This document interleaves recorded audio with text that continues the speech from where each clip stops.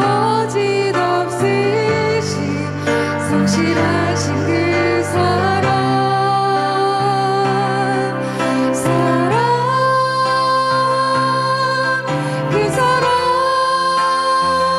날 위해 죽으신 날 위해 다시 사신 예수 그리스도 다시 오실 그 사랑 죽음도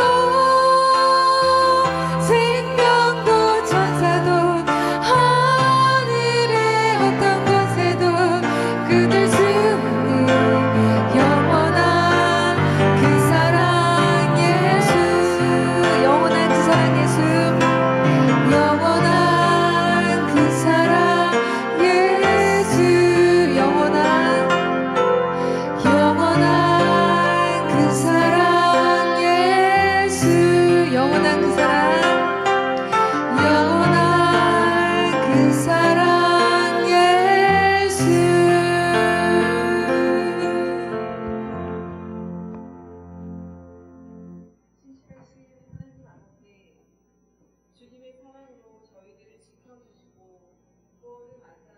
하반기 첫 예배를 주님께 올려드릴 수 있게 하여 주심에 감사드립니다. 하나님의 신실하심으로 인해 예수 그리스도 우리 주님과 함께 교제하도록 부르심을 받은 저희들이 감사함으로 올려드린 찬양을 기뻐 받아 주시옵시고 주님이 베풀어 주신 구원의 간격을 한시도 잊지 않고 날마다 감사하며 살아가는 저희들이 되게 하여 주시옵소서.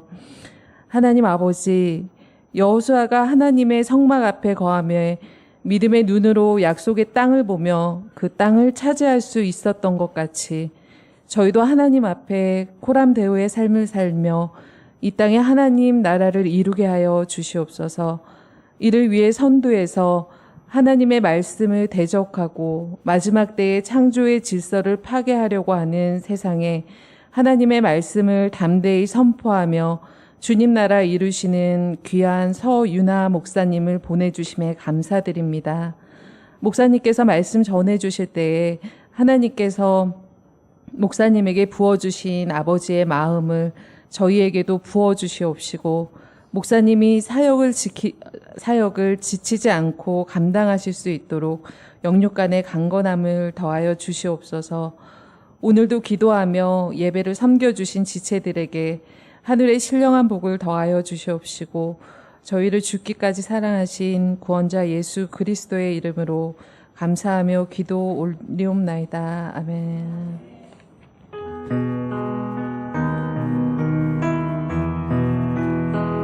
오늘 하반기 수요 예배에 오신 여러분 한 분 한 분들을 주님의 이름으로 축복하고 환영합니다. 우리 옆 사람에게 손을 내밀어서 환영송 찬양하겠습니다. 은혜의 주님이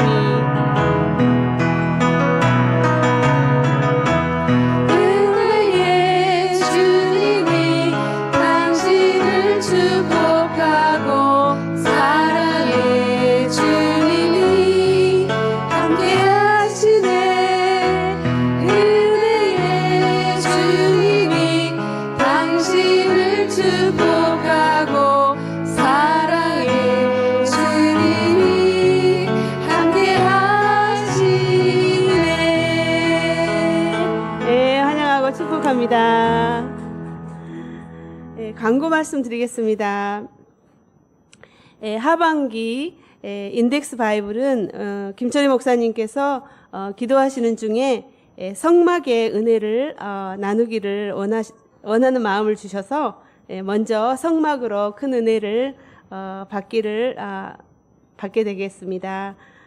그리고 참고해 주시기 바랍니다. 그리고 또 예배 후에는 뒤에 우리 서윤아 목사님과 함께 이렇게 또 뒤에 준비한 애찬을 나누면서 또 질문이 있으시면 해주시고 또 좋은 교제의 시간 나눌 수 있게 되기를 바랍니다.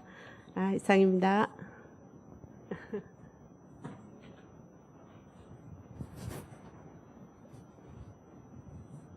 할렐루야. 이번 하반기에 좀 변화가 있었는데 우리 새로 우리 수요 예배 팀장님이 이제 새롭게 바뀌셨어요.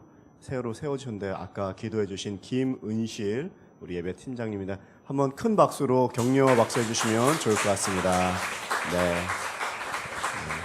가족 전체가 너무 교회를 신실하게 섬기시는 가정이기 때문에 이번에도 또 수요 예배가 더욱 안정스럽게 하나님께 영광 돌리는 예배가 될 줄 믿습니다.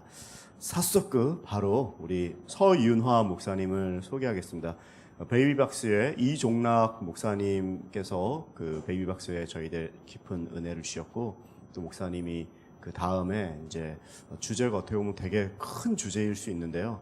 목사님이 그동안 저도 한국에 있을 때 그 홍대에 앞에 나가서 피켓 들었던 경험이 있는데 그때도 정말 열심히 하시고 정말 그 여러 나라도 연계하며 일을 하는데 저희가 한 가지 기도해야 될 것은 이 모임을 통해서 저희도 계속 이 나라에도 이러한 귀한 생명 존중하는 이런 세미나 또 이런 연대하는 단체들이 일어나서 정말 암암리에 일본은 더 이런 어려운 일들이 많거든요.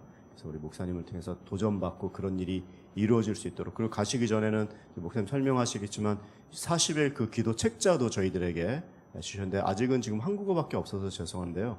그 계속 기도하면서 저희들이 함께 이 일을 같이 했으면 좋겠습니다. 우리 서윤호 목사님은 또 찬양으로 너무나 또 여러 큰 집회에서도 많이 찬양하시는데 목사님께서 오늘 말씀 전하시기 전에 찬양으로 하나님께 먼저 영광 돌리고 또 이렇게 인도하도록 하겠습니다. 우리 목사님 큰 박수로 환영해 주십시오.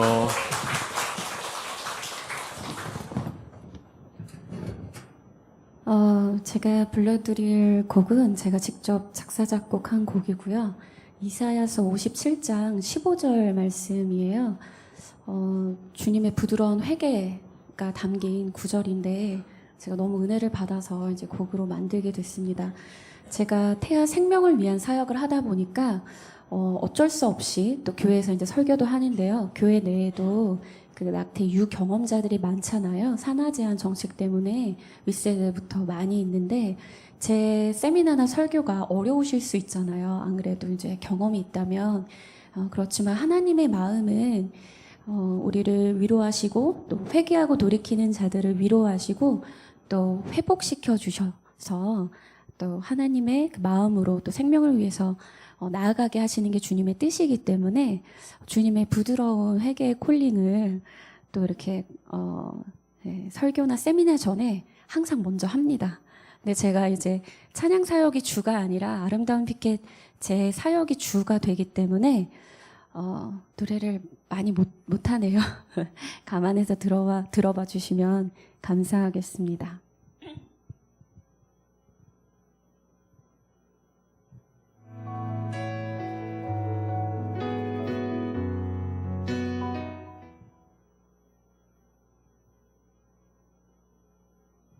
이사야서 57장 15절입니다. 나중에 꼭 한번 읽어봐 주세요.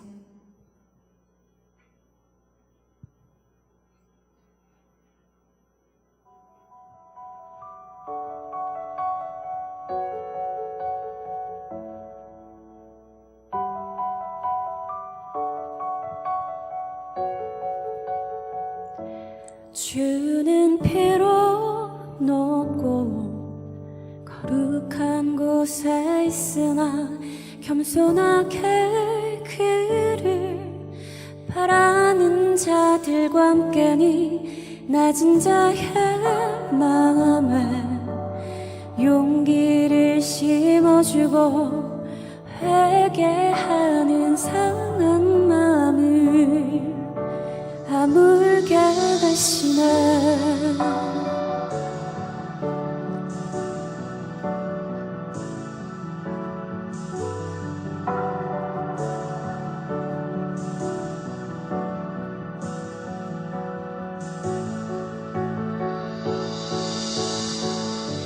쓰러진 자를 일으키시고 쫓겨난 자 모으시네. 메마른 곳에서도 샘물을 주시고 어둠 속에 빛 되시네. 주가 나타나사 오매 すべく新たな力と平野の豊かに与え心に触れられる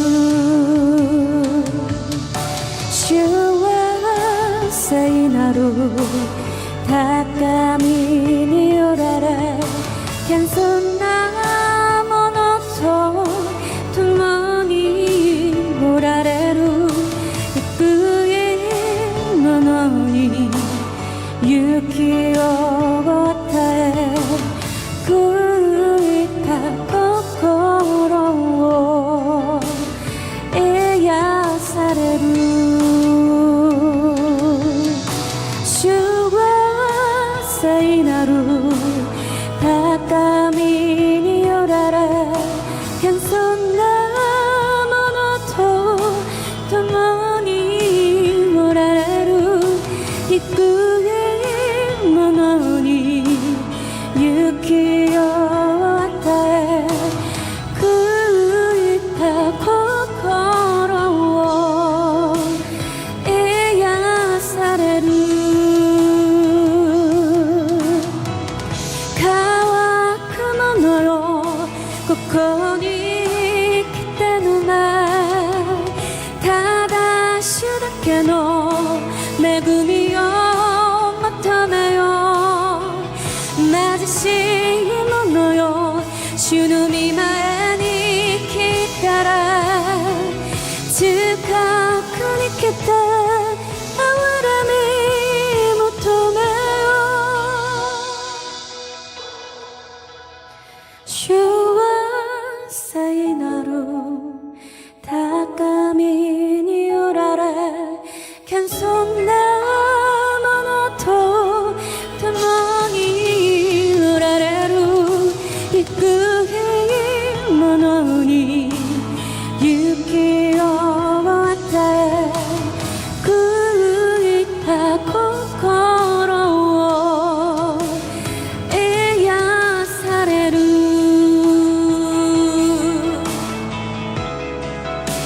主は共に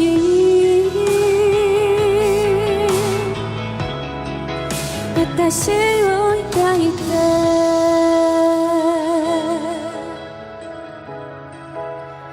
起こされる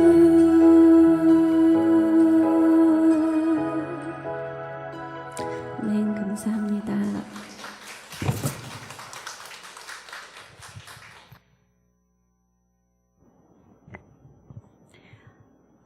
네, 화면 넘겨주시면 감사하겠습니다. 마이크 소리 조금만 더 올려주실 수 있나요?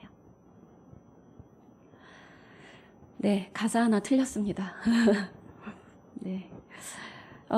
제가 오늘 전해드릴 메시지가 굉장히 좀 분량이 원래 많은 한 3시간짜리를 한 45분에 해야 되기 때문에 좀 말이 좀 빠를 수 있다는 것을 좀 이해해 주시면 감사하겠습니다. 먼저 저희가 어떤 사역을 하는지 단체 소개를 해드리겠는데요. 저희는 아름다운 피켓이라는 단체의 이름을 가지고 있습니다. 아름다운 일은 생명을 살리는 일이 가장 아름답다라는 생각을 해서 아름다운 일을 위해 이렇게 생명을 살릴 수 있는 메시지를 담은 이제 피켓을 든다 해서 아름다운 피켓이고요. 저희는 이제 길거리에 이렇게 피켓을 들고 서 있는 것만으로도 그러니까 낙태 반대 이게 아니라 태아 생명 소중합니다. 여러분도 모두 태아였습니다. 여성과 아기를 소중히 여겨주세요. 해서 원치 않는 임신을 예방하는 부분에 대한 또 집중적인 활동을 하고 있는데요. 그중에 가끔 오프라인으로 이제 좀 큰 행사를 하고 있어요. 보실 영상은 어린이날에 태아도 어린이에요 라는 메시지를 갖고 저희가 행사를 신촌에서 진행을 한 건데요. 네, 영상 보여주시면 감사하겠습니다.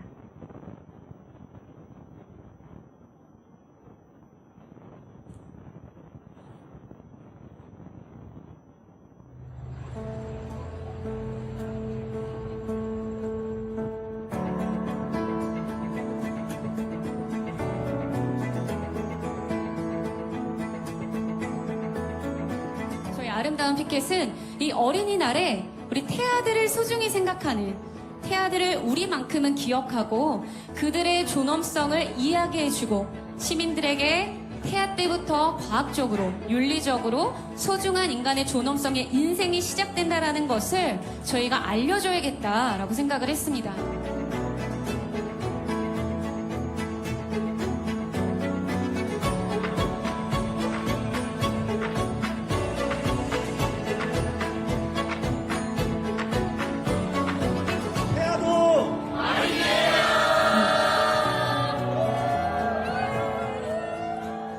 네, 부담스러운 메시지가 아니라 이렇게 문화활동으로 태아 생명이 언제부터 어떻게 시작이 돼서 어떻게 자란다 이런 이야기를 또 태아 모형과 함께 이렇게 전달하는 그런 활동을 하기 때문에 많은 분들이 기쁘고 즐겁게 또 퀴즈하고 게임도 이렇게 진행을 하면서 즐겁게 생명의 소중함을 알리고 사람들에게 그걸 알림으로 인해서 미리 낙태를 예방할 수 있는 마음과 생각을 심어주는 것이죠. 그것이 저희 사역의 주된 것입니다.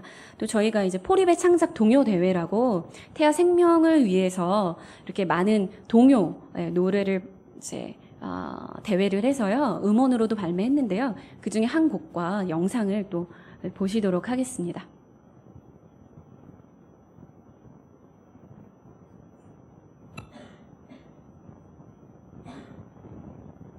나 여기 있어요.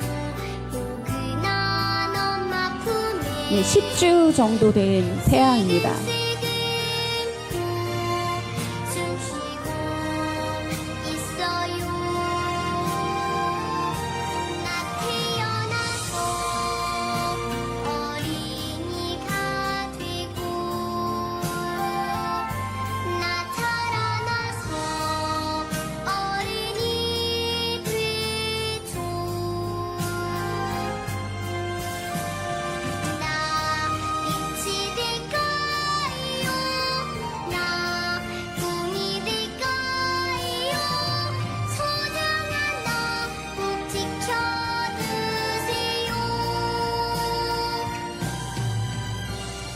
세상의 빛이 될게요. 저는 항상 이 곡을 들으면 막 눈물이 나려고 하는데요. 모든 잉태된 생명들은 다 살고 싶습니다. 네, 모든 잉태된 생명이 살 기회를 얻도록 저희는 활동하고 있고요. 그리고 최근에 이제 진행한 프로라이프 토크 콘서트인데요. 여기 맨 앞에 이제 이종남 목사님도 계시고 저희가 베이비박스랑 협력 관계이기 때문에 함께 생명을 살리는 일에 여러 가지 활동을 함께 하고 있습니다.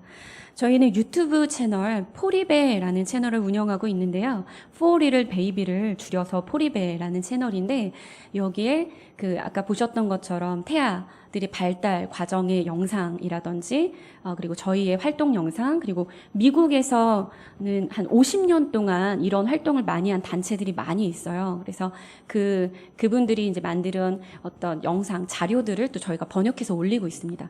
아직 일본어는 없는데요. 혹시 정말 이 영상은 꼭 일본어로 번역됐으면 좋겠다. 누가 번역을 해주시면 그러니까 영상 작업은 저희가 또 해서 올려드릴 수도 있고요. 네, 그렇게 저희가 영상으로 이런 태아 생명의 소중함을 자료로 전달하고 있고요. 그리고 이렇게 이미지 자료들을 또 만들었어요. 영상은 클릭해야지 볼 수 있지만 이미지 자료는 SNS를 통해서 이렇게 스크롤을 하면서 노출이 또 많이 되기 때문에 이렇게 자료를 가지고 태아 생명의 소중함을 이렇게 자료로 만들어서 제공을 많은 분들에게 알리고 있습니다. 이제 한국에서는 이제 프로라이프 단체라고 하는데요. 이런 활동을 하는 단체 중에서는 저희가 이제 영상과 이미지 제작을 좀 가장 많이 하고 있습니다. 그래서 베이비박스와 또 위기 임신 지원 단체들과 함께 MOU 맺어서요. 여성을 직접 도울 수 있는 단체들을 또 연결할 수 있는 일도 하고요. 단순히 낙태하지 마세요가 아니라 우리가 당신이 아기를 잘 키울 수 있도록 또는 직접 키울 수는 없더라도 생명만큼은 지켜주시면 입양을 통해서 아이가 또 살 기회를 얻을 수 있도록 이렇게 돕겠다. 이런 도움도 저희가 줄 수 있는 그런 단체들과 연계를 하고 있습니다. 그리고 CGN TV에서도 방영이 됐었는데요. 저희 프로라이프 단편 영화 기브댐이라는 걸 공동 기획을 했거든요. 한 40분 정도 되는데 현재 유튜브 채널에 무료로 그 일본어 자막이 있습니다. 완벽한지는 모르겠어요. 저 일본을 모르니까. 이제 또 작업해서 올렸는데요. 또 기회 되시면 같이 보시면 좋을 것 같습니다. 무엇보다 또 입양이 너무나 중요해요. 그래서 우리 모두 입양된 사람들이거든요. 여러분들이나 저는 입양된 사람입니다. 누구에게? 하나님에게. 우리는 양자잖아요. 우리는 친자라고 따지면 이스라엘 백성들이 친자고 저희는 양자인데 우리는 주님께 믿음으로 입양이 됐습니다. 그것과 같이 이 입양이라는 것 자체를 내 핏줄이 아니다. 이런 불편하실 필요가 전혀 없다라는 건 입양에 대한 편견 이런 부분들 내려놓으시면 너무 좋을 것 같아서 입양에 대한 좋은 사례들을 저희 간증을 또 많이 올려놨는데 맨 위에 계신 이제 가족인데요. 엄마, 아빠, 아들인데 온누리 입양 팀 대표이십니다. 그리고 저희는 미국의 프로라이프 단체들이 굉장히 다양하게 많이 있어요. 그래서 미국도 오고 가면서 좋은 그런 아이템들, 그래서 벤치마킹 해가지고 배우고 있고요. 그리고 또 마지막에 한 번 더 설명드리겠지만 40 Days for Life라는 전 세계 국제 기도 운동이에요. 낙태 종식을 위한 국제 기도 운동입니다. 예수님을 주로 시인하는 그 크리스찬들, 천주교, 정교회, 루터교 다 포함한 것을 또 기독교라고 하는데요. 저희는 물론 기독교 안에서 개신교지만 기독교들이 전 세계에서 100만여 명이 참여하는 기도 운동입니다. 저는 이 한국에 있는 본부에서 개신교 대표를 맡고 있어요. 그래서 오늘 그 부분도 이제 소개를 해드리려고 오기도 했습니다. 프로라이프 운동이라고 하는데요. 생명을 존중하는 이런 진영을 뜻해요. 프로라이프라고 합니다. 그리고 반대 의미로는 낙태를 지지하는 선택을 지지한다. 그래서 프로초이스라는 개념이 있습니다. 이제 저희는 프로라이프인 거죠. 이 프로라이프 운동은 태아 생명을 그 소중함을 전하는 선교 운동과 같습니다. 선교지만 보내는 것이 선교가 아니라 이 사회의 생명을 살리는 일 자체가 선교라는 거.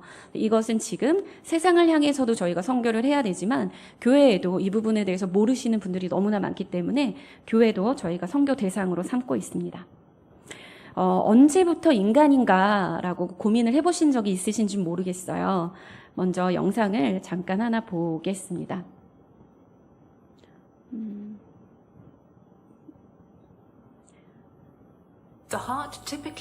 네, 사주 임신 잉태 후에 수정 후 4주 4일 된 태아 심장 뛰는 모습입니다. 네, 여기까지만 보겠습니다. 네, 굉장히 작은데 심장이 뛰죠. 아직 4, 5주 정도면은 심장이 저렇게 뛰고 있다라는 걸 발견할 수 있습니다. 요 사진은요, 수정 후 10주 정도 된 아기의 사진입니다. 네. 10주 정도인데 손가락, 발가락이 명확하게 같이 있고요. 제가 오늘 가져온 실제 태아 발크기 배지, 10주 된 태아 실제 발크기 배지가 있는데요. 요 아이의 발 사이즈라고 보시면 됩니다. 전 세계 생물학적 96%가 정자와 난자가 만난 수정된 그 순간부터 인간의 일생이 시작된다라고 이야기하고 있고요. 그리고 현대 유전학의 아버지 제롬 르진 박사님은 수정이 되면 인간의 존재가 시작된다라는 그 사실은 나는 그렇게 생각해, 나는 그렇게 생각하지 않아 라고 주관적으로 결정될 수 있는 부분이 아닌 정확하게 과학적으로 증명된 사실이다라고 이야기하고 있습니다. 수정된 순간부터 인간이 가진 유일한 DNA가 형성이 돼요. 수정된 그 순간 머리 색깔, 인종, 눈 색깔 하나하나 DNA가 형성이 됩니다. 그래서 인간은 아무리 작은 수정된 그 작은 존재라고 해도 인간이 이 발달 단계의 그 첫 시작인 것이지 중간에 갑자기 인간으로 될 수가 없다. 인간이 언제부터 인간이냐라고 그 시점을 봤을 때 갑자기 되는 경우는 없고 그 처음부터 그 존재 자체가 시작된 것을 그렇게 이야기하고 있습니다. 그래서 우리는 수정아, 배아, 태아 이렇게 명칭을 할 때 수정아, 수정란 이렇게 이야기할 때 뭔가 그건 인간 같지 않고 세포 같은 느낌을 주지만 그건 느낌일 뿐이고요. 인간의 그 나이대, 발달 단계 그 시기에 따라서 구분된 이름일 뿐이죠. 어린이도 인간이고 노인도 인간이잖아요. 그것처럼 수정된 수정란, 수정된 수정아도 인간이라고 이야기할 수 있습니다. 그런데 이제 사람들은 이 과학적인 것으로 이야기하는 것이 아니라 사회적으로 이해를 해줘야지 여성들을 위해서 이해해줘야 된다. 여성의 낙태를 이해해줘야 된다 하면서 사회학적으로 인간의 시점을 자꾸 다른 데로 이제 지점을 잡으려고 하는 것이 이제 문제입니다. 착상부터 인간이라고 하자. 아니다. 착상돼도 또 이렇게 유실될 수 있으니까 언제부터 인간이라고 하자. 뭐 이런 식으로 이제 말을 많이 하는데 결국엔 그것은 상황 윤리와 같습니다. 조금 어려울 수 있지만 낙태의 실체에 대해서 조금 알려드리려고 하는데요. 유튜브 채널도 용인한 이미지라는 것을 참고로 봐주셨으면 좋겠습니다. 먼저 약물 낙태가 있는데요. 2단계의 약물 낙태는 2단계의 약을 먹어요. 첫 번째 단계의 약을 먹으면 이제 태아에게 영양분을 공급하는 프로게스테론이라는 호르몬을 차단해서 이제 아기가 굶어 죽게 합니다. 첫 번째 약인 미페프로스톤을 먹으면요, 그래서 배아가 아사되거나 이제 약화되게 만듭니다. 그리고 두 번째 약을 먹으면 미소프로스톨이라는 약을 먹으면 자궁을 자극해서 과다출혈로 이제 아기 자궁 내막에 이렇게 착상되면 붙어 있을 거 아니에요. 그러니까 자궁 내막을 무너뜨려서 이제 쏟아지게 하죠. 그래서 그 다음에 이렇게 과다출혈 그리고 자궁이 감염되거나 또 쇼크 또 자궁 왜 임신인지 모르고 낙태 약을 먹었을 때 더 심각한 일이 벌어집니다. 그래서 낙태약 같은 경우는 몰래 내가 병원 가서 낙태하는 것이 아니라 내가 혼자 몰래 하고 싶어서 보통 시도를 하거든요. 그런데 내가 혼자 집에서 몰래 할 때 과다출혈이 쏟아졌을 때 이 아이를 도울 수 있는 사람이 없는 경우가 많아요. 그래서 미국 같은 경우는 60% 이상이 낙태약을 통해서 낙태를 하는데 그래서 이제 과다출혈로 응급실로 가거나 그리고 이제 그 자궁 내막을 무너뜨려서 쏟는다고 했잖아요. 근데 이물질이 남아 있을 수 있겠죠. 자궁 내막에. 근데 그게 깨끗하게 제거되는 게 많지는 않기 때문에 염증이 남아 있어서 문제를 일으키고 자궁을 드러내게 되거나 그런 일들이 벌어지게 되는 겁니다. 그래서 굉장히 위험한 것이죠.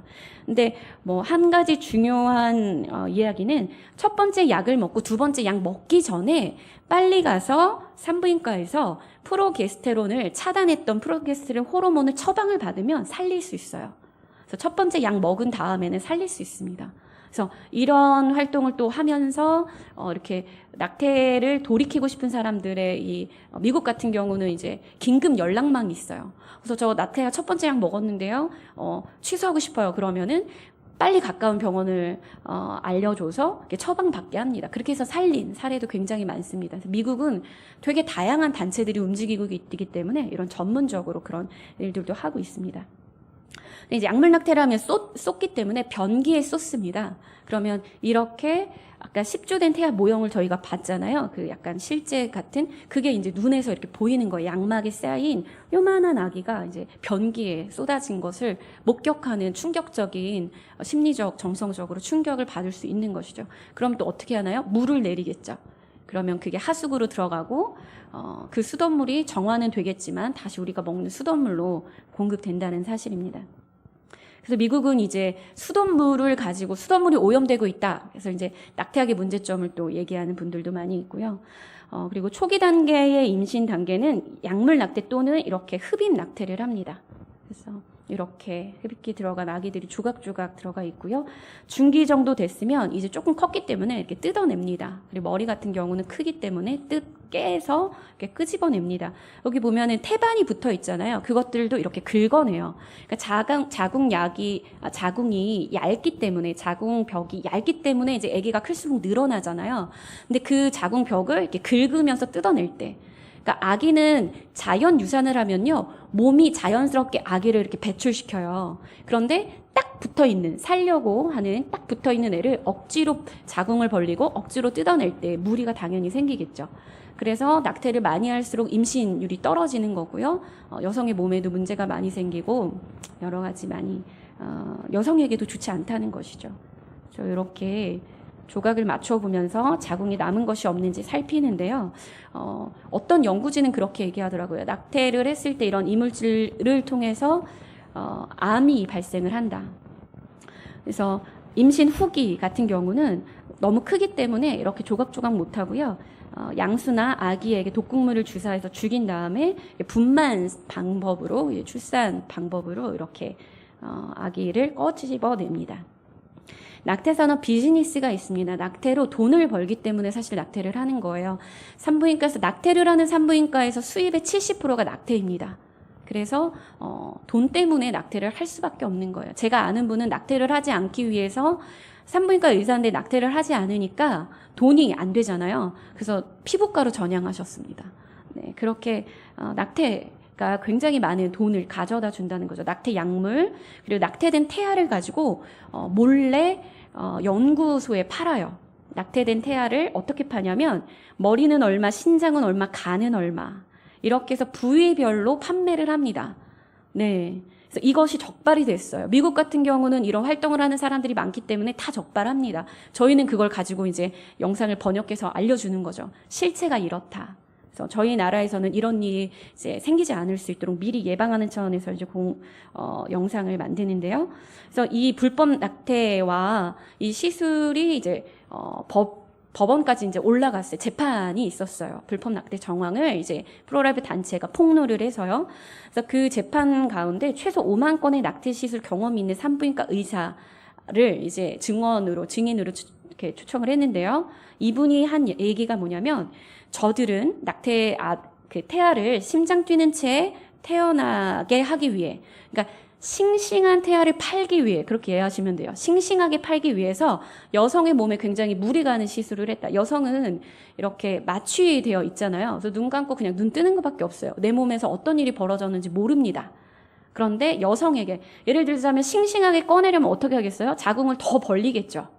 그러면 이제 자궁이 원래는 아기를 보호하기 위해서 꽉 근육이 이렇게 닫혀 있는 거예요. 그거를 어거지로 열면 어떻게 할까? 그래서 자궁 무력증이 생기는 겁니다. 물론 이제 요즘은 자궁을 아기들 임신하면 쏟지 않기 때문에 꼬맨다 뭐 이런 얘기도 있는데요. 어쨌든 산모를 위험에 빠뜨린다라는 것이죠. 그런 것들이 미국에서 다 밝혀졌습니다.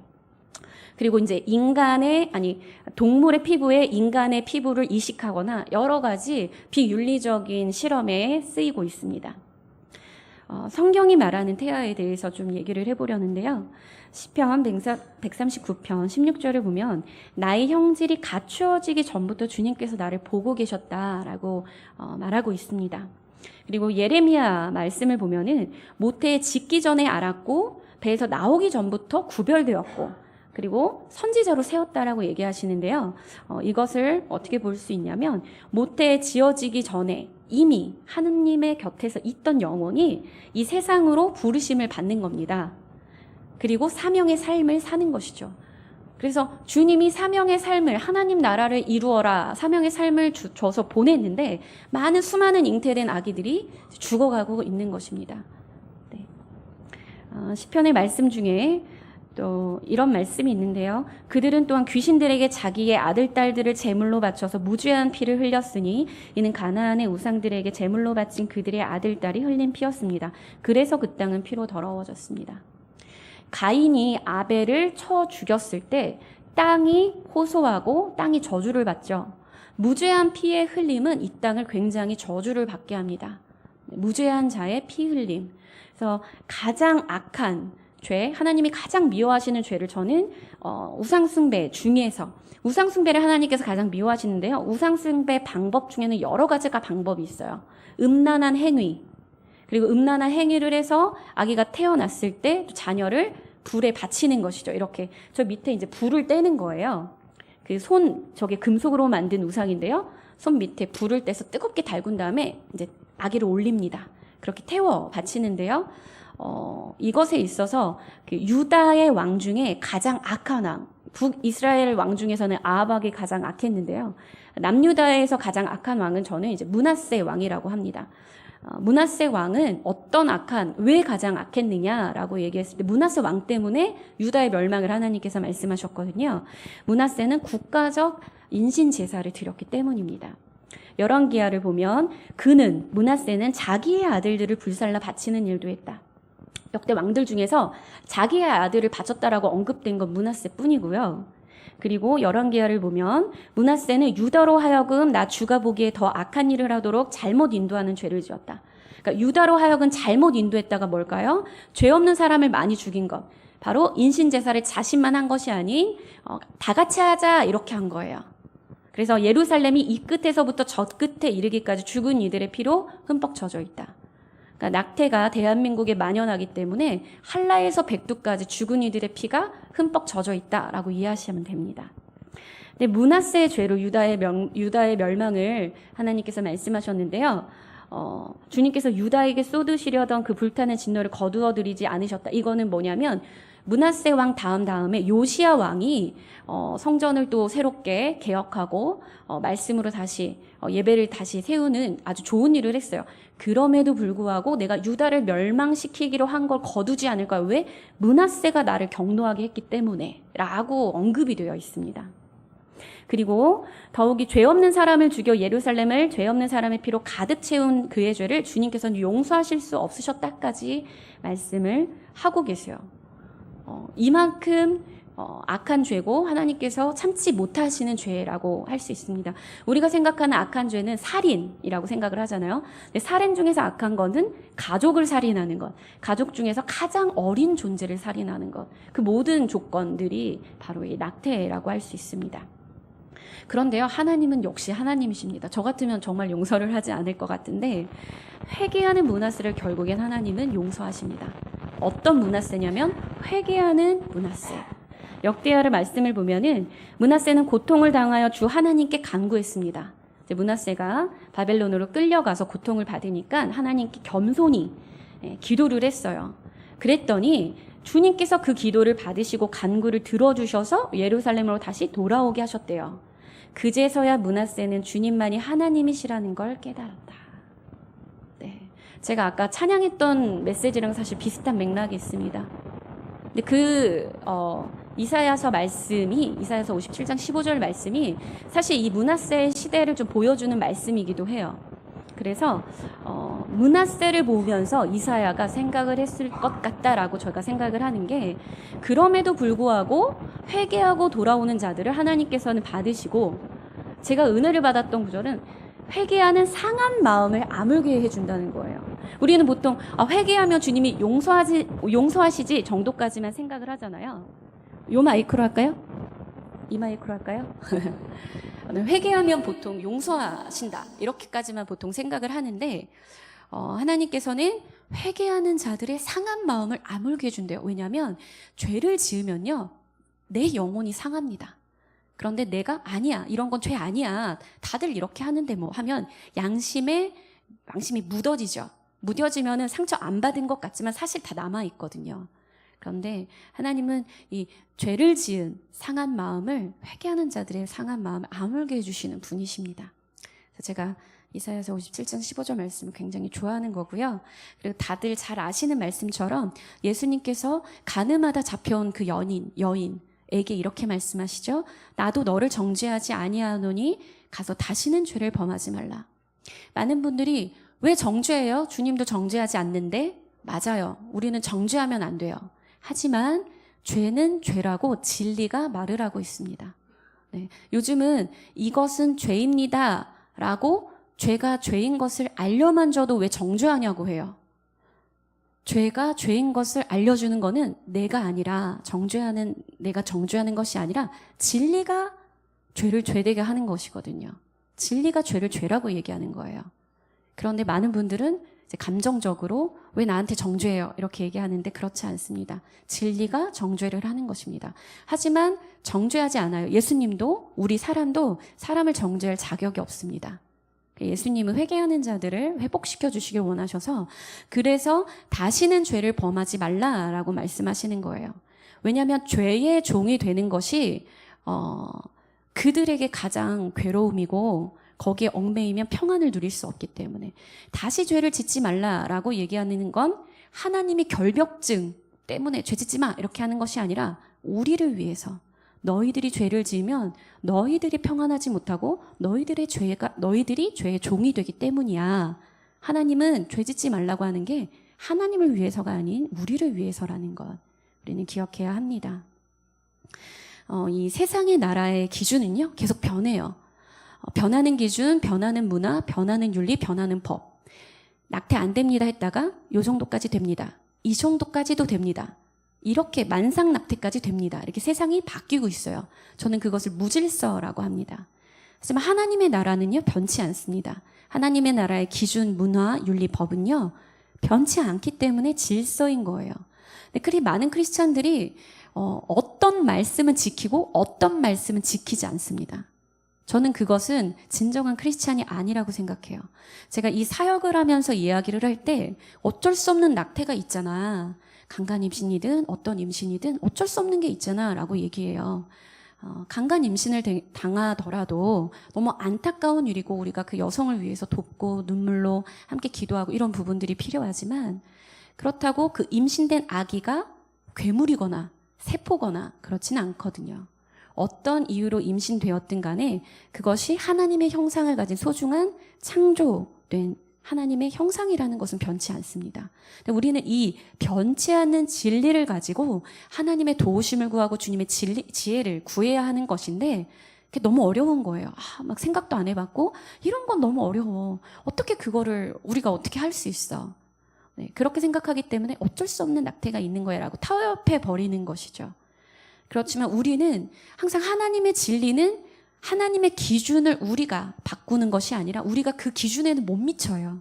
하나님의 기준은 미치지 못할지라도 하나님의 그 기준을 우리가 옮기지 않고 부단히 지혜롭게 하나님께 기도하고 지혜를 구하면서 어떻게 하면 하나님의 뜻에 더 순종할 수 있는지 그 힘과 은혜를 구해야 되는 것이죠.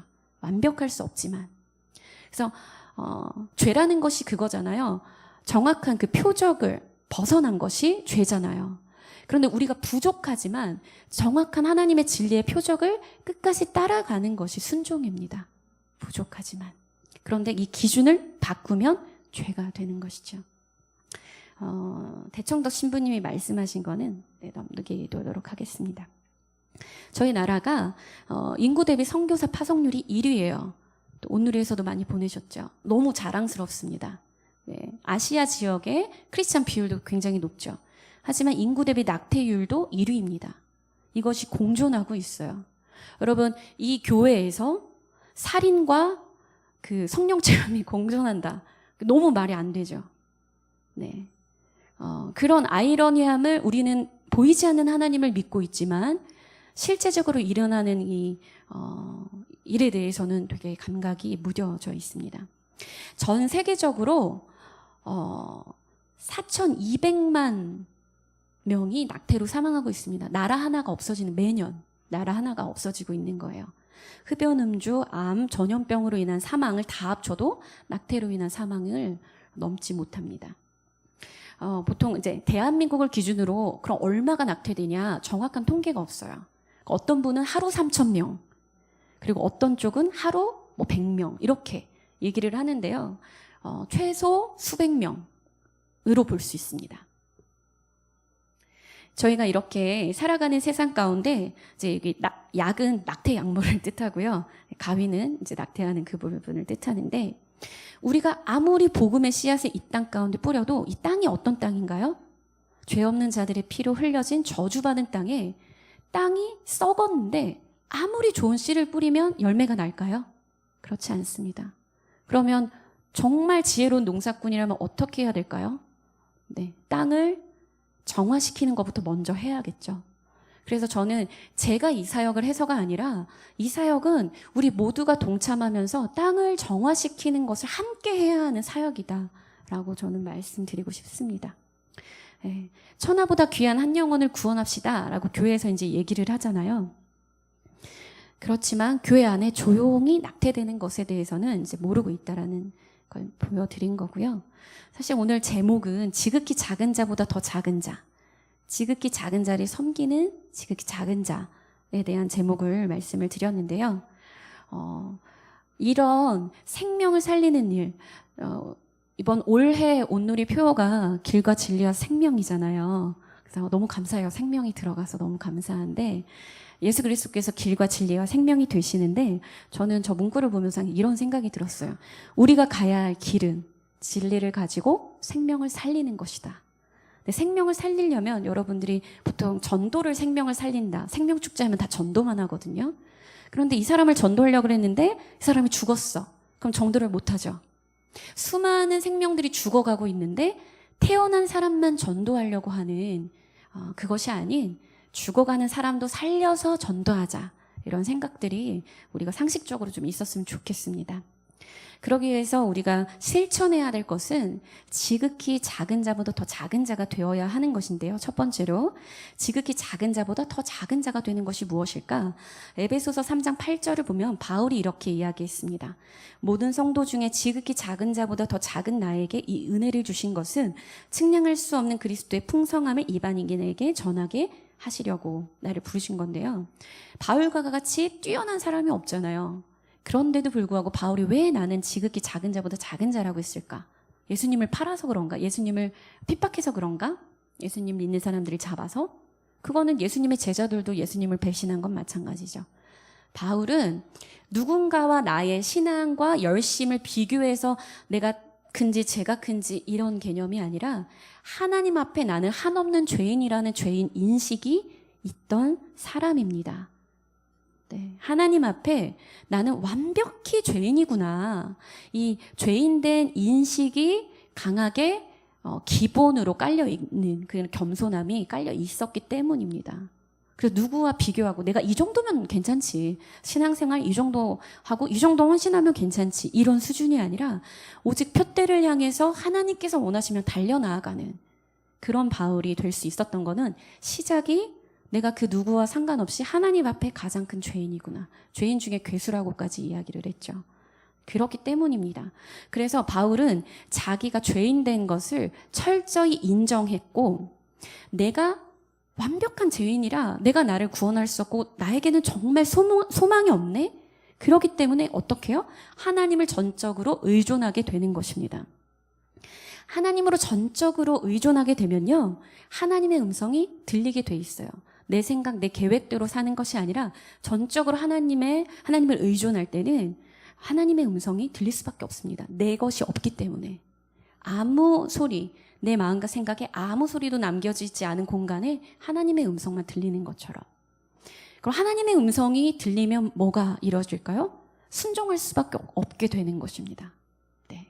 제가 제 간증을 다 할 수 없지만 저도 예전에는 조금 죄인인 줄 알았어요. 근데 은혜를 받고 성령 체험을 하니까 내가 완벽히 죄인이구나를 깨달으니까 하나님을 전적으로 의존하게 되고 하나님이 원하시는 거를 안 할 수가 없겠더라고요. 제 열심으로 봉사활동 했던 게 다 무너지고 그럼 하나님이 원하시는 건 뭘까요? 내 열심으로 했던 게 이게 다 내 열심이었구나. 남는 게 하나 없구나. 그럼 하나님이 원하시는 건 뭘까요? 그래서 제가 하고 싶은 것들을 하지 않고 정말 잠잠히 기도하면서 나아갔을 때 하나님이 나를 통해서 이걸 하기를 원하신다라는 것을 삶 속에서도 하나하나 작은 것에서부터 순종하는 훈련을 하게 하셨어요. 기분이 굉장히 안 좋은데 하나님이 기뻐하고 감사해라 그러면 억지로 웃었어요. 그랬더니 막 기뻐지는 거예요. 그러니까 그런 작은 순종에서부터 시작을 해서 그랬더니 하나님이 태아 생명을 살리는 이 부담스러운 사역을 맡겨주시더라고요. 둘째로는 지극히 작은 것에 충성된 자가 되어야 합니다. 첫째, 둘째, 셋째가 다 연결인데요. 첫째가 되지 않으면 둘째로 갈 수 없습니다. 첫째로 내가 지극히 작은 자보다 더 작은 죄인 중에 괴수인 것을 깨달아야지만 작은 것에 충성할 수 있습니다. 나라는 자아가 드러날 수 없기 때문에. 그러면 지극히 작은 것에 충성하게 되는데요. 제가 아까 웃기게 얘기한 것처럼 정말 기분이 나쁜데 제가 웃으면서 기뻐할 때 하나님이 기쁨을 주시는 그런 작은 경험들이 많이 있어요. 순종하는 경험들. 근데 그것이 하나님이 더 큰 것을 맡기는 것에 순종하게 하시더라고요. 저는 제가 신학교를 졸업하고 나서 저는 교회의 풀타임 사역자가 되고 싶었어요. 말씀 사역도 좋아하고 해서. 그런데 하나님이 이 사역을 풀타임으로 해라. 원래는 제가 매년 크리스마스 때만 이 사역을 했거든요. 어떻게 시작했는지 말씀을 드리기가 시간상 그렇지만 그런데 하나님이 이 사역을 풀타임 해라 라고 말씀하셨기 때문에 풀타임으로 해본 적이 없지만 제가 순종을 하게 됐습니다. 근데 또 감사해요. 이 중요한 사역에 굉장히 외로운 사역이지만 불러주셔서 또 감사해하고 있습니다. 그래서 작은 것에서부터 순종을 했을 때 하나님께서 큰 것을 맡기신다는 것. 세 번째로 지극히 작은 자를 섬기는 자가 되어야 하는 것인데요. 작은 것에 순종했을 때 큰 것을 맡기는 것처럼 지극히 작은 자, 남들이 돌보지 않는 자를 섬기는 것은 사실 조금 더 어려울 수 있어요. 네, 뭐 노숙자를 섬기기도 하고요. 또 여러 가지 장애인분들을 또 섬기기도 하고요. 근데 제가 생각하는 지극히 작은 자는 바로 실제적으로도 작죠. 태아입니다. 태아. 네. 부모로부터도 외면을 받은, 보이지 않는, 눈으로는 보이지 않는, 누군가의 뱃속에 있기 때문에 눈으로도 보이지 않고 목소리를 낼 수 없기 때문에 도움을 요청할 수도 없는 그 존재, 가장 지극히 작은 자 중에서 작은 자는 바로 태아다라고 저는 생각하고 있습니다. 물론 이제 우리의 공동체 가운데 주어진 상황과 환경에 따라서 지극히 작은 자들이 있죠. 그렇지만 또 큰 범위 내에서 정말 많은 사람들이 섬겨야 할 존재는 태아라는 것.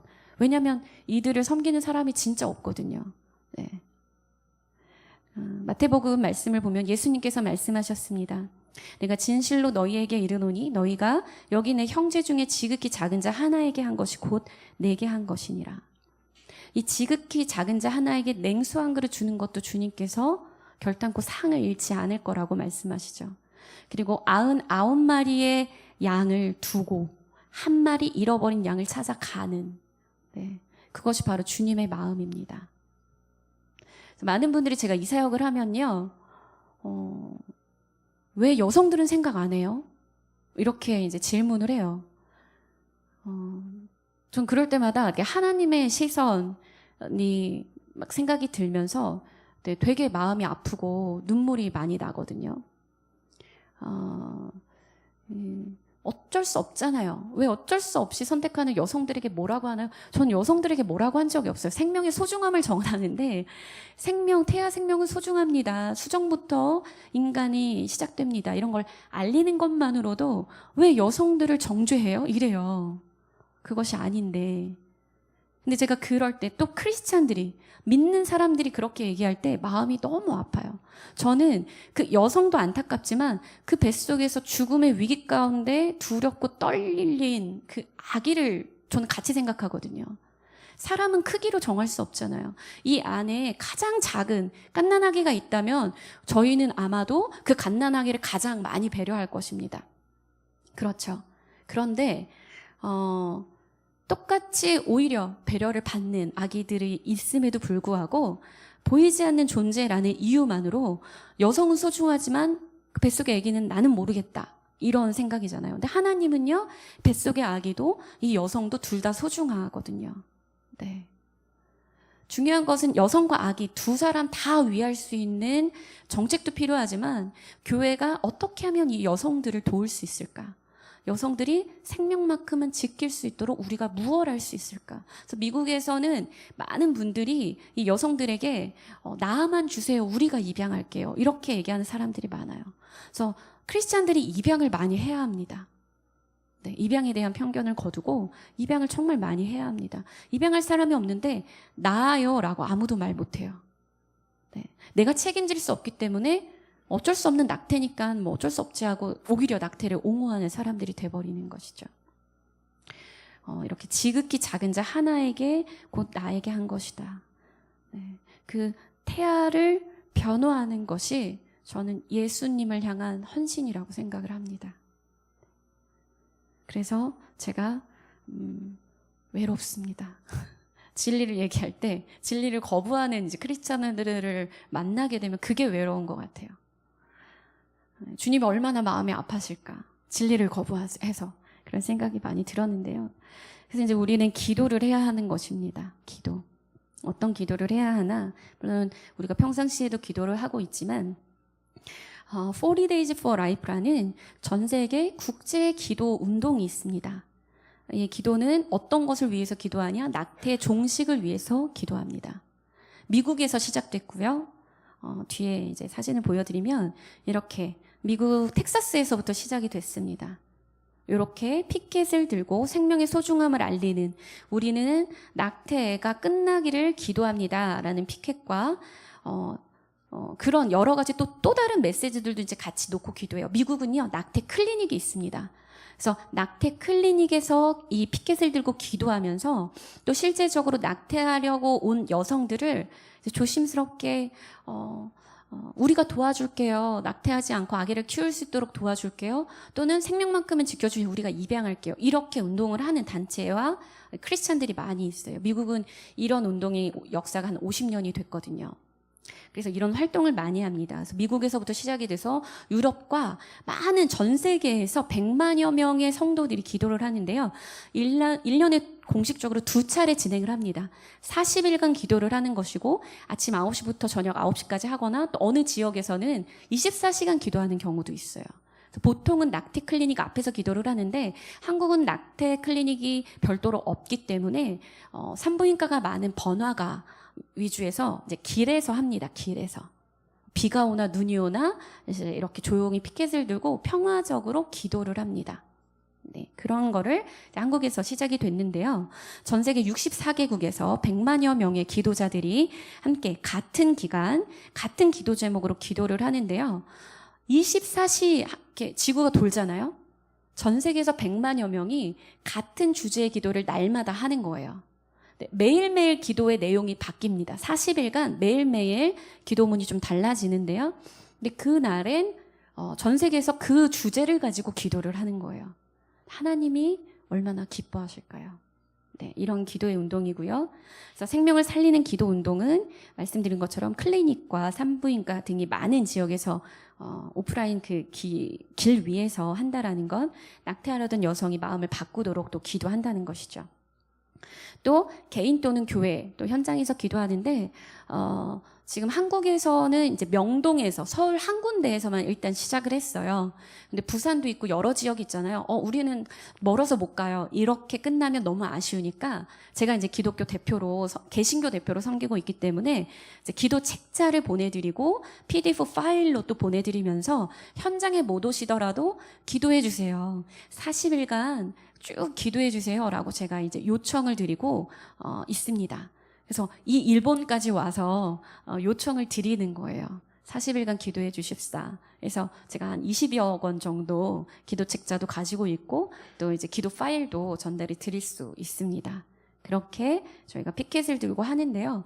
사실 일본에서도 이런 태아 생명을 위한 운동은 천주교에서 가장 열심히 해요. 일본에서도 이 40일 기도 운동을 하려고 이제 기다리고 있는 사람들이 있는데 같이 할 수 있는 사람이 없어서 못해요. 아직은. 그 일본 팀이 어디에 있는지는 모르겠어요. 그래서 태아 생명을 위한 어떤 서명 운동도 하고 그러더라고요. 제가 일본을 잘 모르지만 그렇게 운동하시는 분도 있다고는 알고 있는데 네, 또 연결이 되면은 또 너무 좋을 것 같습니다. 사실 40 Days for Life는 2004년에 4명이 시작해서 2007년에 미국 34개 주 89개 도시로 확대되고 현재 그리고 2013년에 텍사스에 있는 낙태 클리닉 폐쇄를 위해서 기도를 시작한 거기 때문에 이게 또 폐쇄가 됐어요. 결국에 그 낙태 클리닉이 문을 닫고 40 Days for Life 본부가 거기로 들어갔습니다. 제가 작년에 미국에 방문했을 때 그 본부에 가서 이 대표를 만났어요. 너무 감격스럽더라고요. 그래서 거기에 그 낙태하는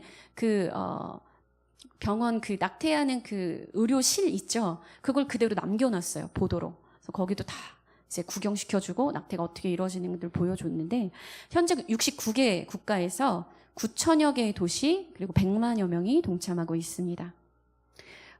기도의 결과, 기도의 운동의 결과를 본다면 이제 미국에서 조사한 바에 따르면 2만여 명이 낙태로부터 구조됐고요. 구조됐다라는 것은 예를 들어서 여성이 낙태 클리닉에 가는데 이 운동을 통해서 여성을 도와서 살릴 수 있게 됐다. 이런 통계를 얘기하고요.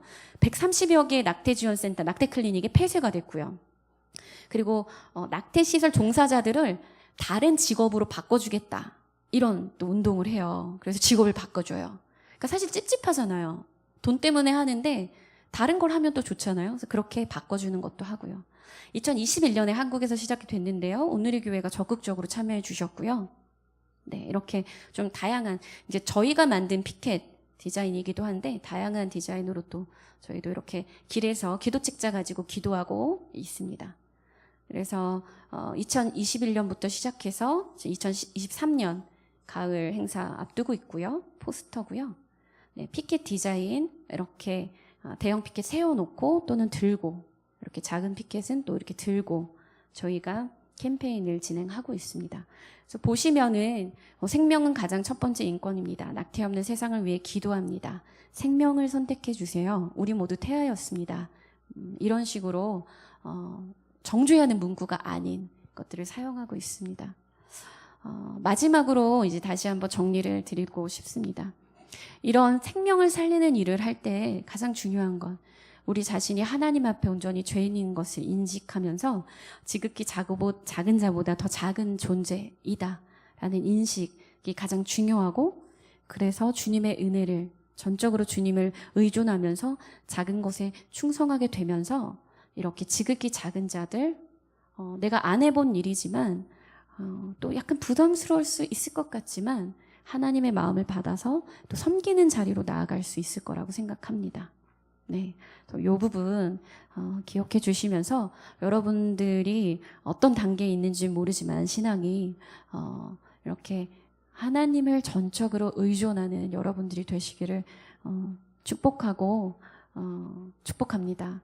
그래서 여러분들을 통해서 이 태아의 생명, 많은 분들을 또 전도하면서 생명으로 인도해 주시기도 바라지만 이 태아의 생명에 대해서도 깊은 관심을 가져주시고 기도해 주시고, 또 나중에는, 또 오늘은 기도의 중요성에 대해서 제가 나누러 온 거지만 나중에는 이 작은 피켓을 들고 우리 교회가 속힌 인근 번화가에서 일주일에 사람들이 가장 많은 주말에 피켓 들고 1시간만 기도하는 마음으로 이렇게 서 있기만 해도 수많은 사람들에게 선한 영향을 끼칠 수 있으리라 믿습니다. 그래서 행동까지, 행하지 않는 믿음은 죽은 믿음이다 했으니 기도를 통해서 먼저 하나님이 주신 마음을 많이 받으시고요. 그리고 행함으로까지 순종하며 나아가는 여러분들이 되시기를 축복합니다. 들어주셔서 감사합니다.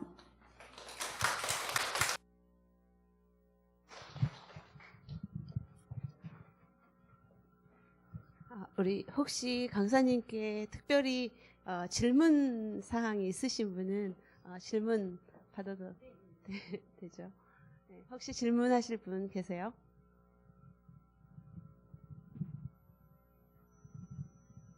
네. 손 들어서. 네. 없으시면 이따 또 식사 애찬하실 때 개인적으로 오셔서 여쭤보시면 좋을 것 같습니다. 이 시간에는 우리 잠깐 중보기도 하는 시간 갖도록 하겠습니다. 우리 오늘 들은 말씀을 가지고 잠깐 기도하는 시간을 갖겠습니다. 오늘 들은 이 모든 말씀들은 정말 남의 일이 아니라 우리 자신과 또 우리 자녀들과 우리가 사는 이 사회와 직결된 문제입니다. 정말 우리가 이 시대에 하나님의 질서를 무시하고 또 생명을 경시하며 또 황폐하게 무너진 데를 딛고 우리가 기도하며 또 소리를 내며 행동하라는 주님의 말씀에 우리가 조금이라도 순종할 수 있도록 이 시간 기도하기를 원합니다. 또 서윤아 목사님과 또 이 선한 사역을 하는 모든 단체들이 이 사역을 잘 감당할 수 있도록 주님이 도우시고 인도해 주실 수 있도록 우리 소리를 내어서 한 목소리로 기도하겠습니다. 하나님 감사합니다. 사랑하신 아버지, 우리 주님은 우리 한 사람 한 사람을 아버지 정말 주님 우리의 어머니의 모태에서부터 정말 창세 전부터 조성하시고 우리의 형질이 이루기 전에 주님의 눈이 우리를 보셨다고 하였습니다. 하나님 아버지, 우리 소중하고 귀중한 정말 우리 한 사람 한 사람의 주님의 정말로 주님의 형상을 닮아 정말 태어난 생긴 우리 아이들, 하나님 아버지 작은 태아들을 우리가 한 번도 생각해보지 못했습니다. 하나님 아버지, 그러나 이 땅에서 이 시대에 하나님 아버지 너무나도 많은 그런 태아들이 아버지 죽어가고 있다고 합니다. 아버지 정말 주님의 그 눈물을 우리가 정말 알지 못했습니다. 하나님 아버지 주님 용서하여 주시옵시고 아버지 정말 주님의 정말 그 사각지대에서 정말로 괴로움을 겪고 있는 우리 여성들과 또 하나님 아버지 알지 못하고 죽어가는 그 소중한 태아들의 생명이 지켜질 수 있도록 하나님 아버지 우리가 또 기도하고 우리가 또 거기에 대해서 하나님 아버지 정말 그 운동을 아버지 하나님과 또 함께 협력할 수 있는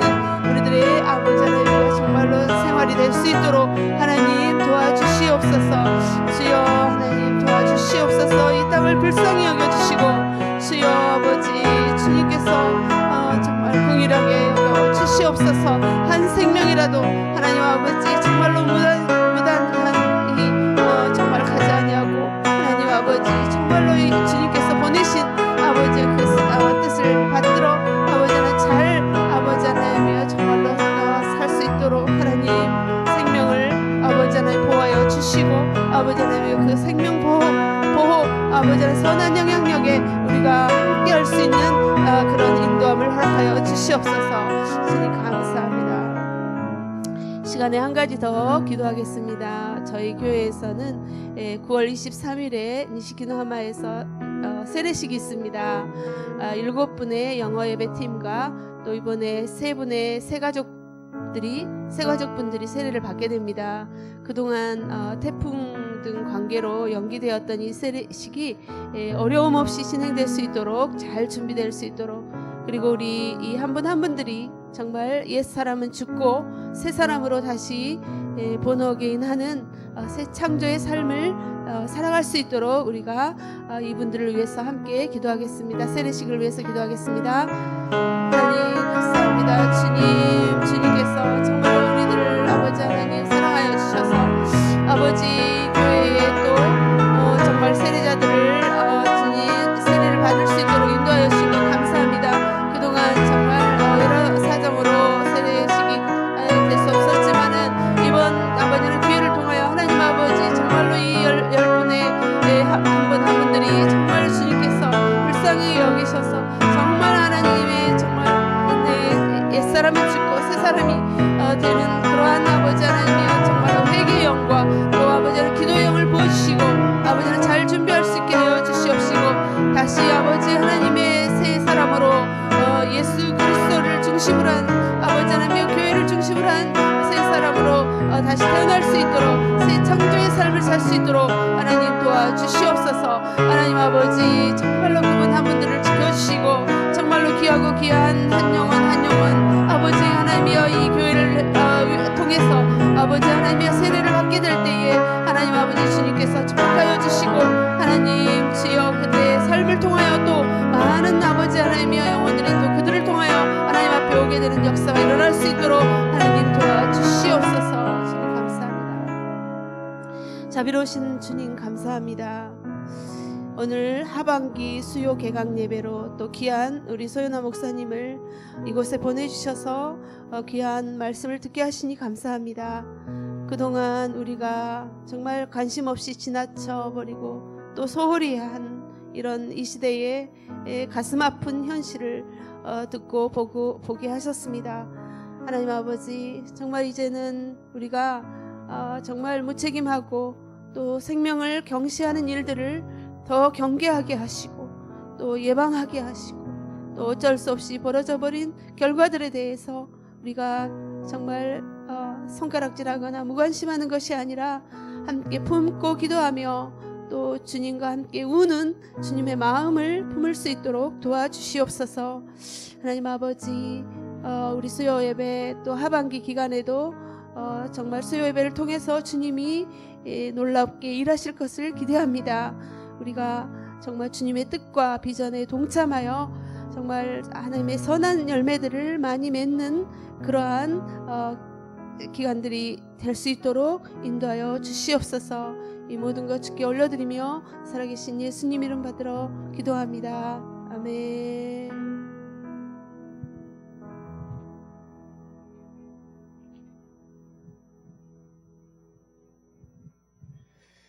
하나님 아버지 이 시대에도 므낫세 왕시대와 같은 어려운 정말 생명을 경시하는 일들이 많이 일어나고 있습니다.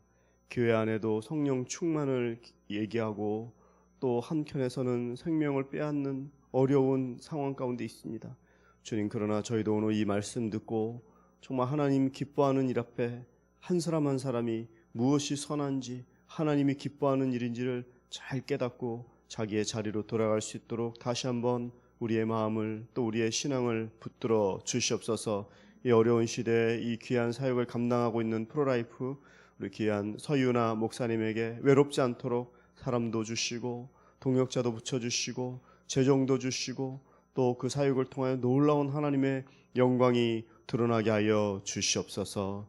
지금은 우리 주 예수 그리스도의 은혜와 하나님 아버지의 극진하신 사랑하심과 성령님의 감화감동 교통하심이 생명을 사랑하시고 가장 보이지 않는 그곳에서의 그 어머니 뱃속부터 우리의 형질과 체질을 아시는 주께서 오늘 말씀 듣고 다시 한번 우리를 사랑하셔서 이웃까지 부르신 그 하나님의 뜻이 또 우리로 하여금 그 귀한 자리로 나아가기로 바라시는 그 하나님의 마음을 알고 순종하고 나아가는 우리 귀한 우리 성도님들 머리머리 위에 우리 서윤아 목사님 귀한 사역 위에 이제로부터 영원히 함께 없시기를 간절히 축원하옵나이다.